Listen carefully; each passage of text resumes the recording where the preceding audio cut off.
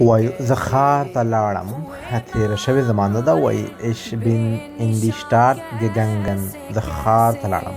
چې کله موږ ملګري ته وایو تا ما ته ولې ونه ویل تا ما ته ولې ونه ویل دغه جمله په الماني ژبه داسې وایو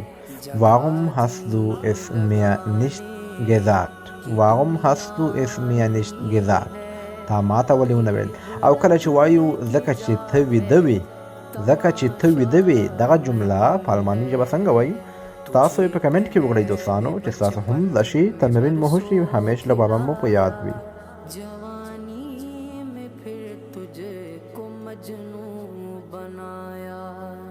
बुढ़ापे ने फिर आके क्या क्या